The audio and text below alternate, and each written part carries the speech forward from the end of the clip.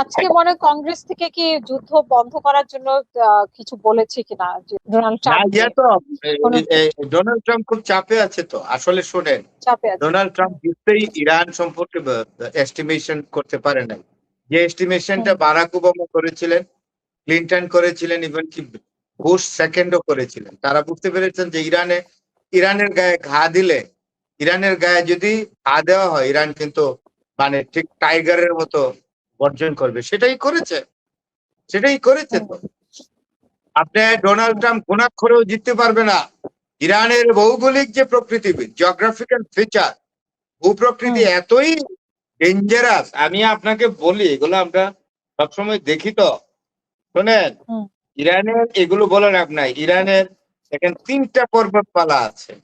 একটা হলো জাগ্রুস, মারাত্মক। এটা একদম সাংঘাতিক ভাবে পশ্চিম দিক ঘিরে রাখছে এই পর্বতমালা ইরানকে। জাগ্রুস এবং রকি বুঝেন তো, সব পর্বত কি কে জানে? পাথরের পর্বত, পাহাড় না কিন্তু পর্বত। এরপরে যেটা আছে এটা হলো আলবোর্জ পর্বতমালা। এই পর্বতমালা পুরা ইরানের উত্তরাঞ্চল ঘেরাও করে রাখছে। এরপরে পূর্ব দিকে যেটা আছে আফগানিস্তান এবং পাকিস্তানের সীমান্তে, এইটা হলো আরেক পর্বতমালা। এটা আফগানিস্তান এবং পাকিস্তানের বর্ডারে আছে।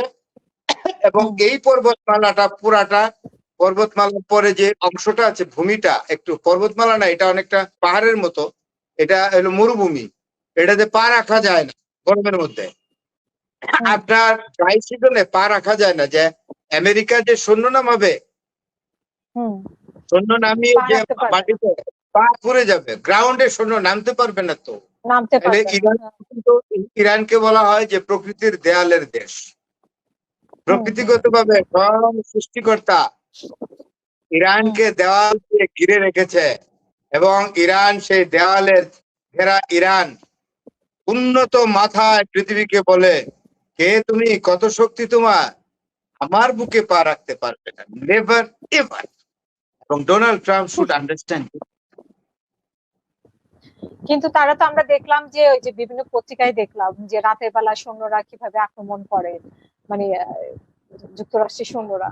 তো সেখানে আসলে কতটা ইরানের যে জিওগ্রাফিক্যাল ভূখণ্ড আমি বলি আপনাকে, 16,03,067 বর্গ কিলোমিটার। সেখানকার এই বর্গ কিলোমিটার কোন একটা 1 ইঞ্চি জায়গায় ইরানের কোন সৈন্য পা রাখতে পারছে? এগুলো বলে লাভ আছে? কোথায় নামছে? ওই রিপোর্ট কোথায় নামছে? মানে কোথায় নামে না, আমরা যে ওই পার্সিয়ান গালফ দিয়ে ঘোরাফেরা করে শিপগুলা লয়ে, মাঝে মধ্যে একটা ফুট করে নামে। হরমুজ প্রণালীর কোন পারের মধ্যে নামতে পারছে? কোন পারে?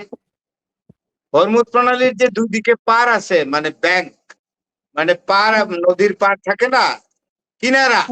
তো হরমুজ প্রণালীর কোন পারে বা কিনারায় কোন আমেরিকান সাদা সৈন্য পা রাখছে কিনা? একদম হরমুজ প্রণালীর চারপাশের বাড়িগুলোর মানুষগুলো আছে না, কচু কাটা করে ফেলবে একদম ওটি দিয়া। কি মনে করে তারা করতেছেটা কি? মানে তারা আসলে তারা যে তাদের সফলতা বা তারা যে মানে এই 13 রাত তারা পর আক্রমণ কি করতেছে, এটা আপনাকে অঙ্ক দিয়ে বুঝাই। আমি ম্যাথমেটিক্স ইউজ করি।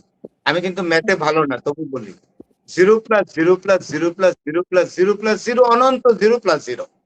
কি করতেছে আমি বুঝতে পারছি? মানে শূন্য। আসলে ইরানের কি কোনো বড় ধরনের ক্ষতি হয়েছে এর মধ্যে? এখন ট্রাম্প একটা ঘোষণা দিচ্ছে বুঝো কালকে রাতের দিকে। সে তো টুইট করে, নরেন্দ্র মোদী আপনি ডোনাল্ড ট্রাম্পকে ফলো করে টুইট করে, কতক্ষণ পরে পরে সেও ভিডিও করে, টুইট করে। তার তার একটা ট্রুথ সোশ্যাল মিডিয়া আছে, ট্রুথ সোশ্যাল মিডিয়া, এটাতে টুইট করে। তো টুইট করে বলছে যে এখন থেকে আমরা ইরানের সেতুর উপরে আক্রমণ করব, ইরানের তেল খনির উপর আক্রমণ করব, ইরানের রেলের উপরে আক্রমণ করব, ইরানের সমুদ্র সম্পদের উপর আক্রমণ করব, ইরানের ইয়ের উপরে সিভিল এভিয়েশন মানে এয়ারপোর্টের উপর আক্রমণ করব, সামরিক বেস না, একেবারে এয়ারপোর্ট আমাদের যেমন সাধারণ বিমানবন্দর, এরকম বিমানবন্দরে আক্রমণ করবে। হামকি ধুমকি এই সে পাগল হয়ে গেছে। He has become a mad, lunatic man. He's not a normal man at all, right?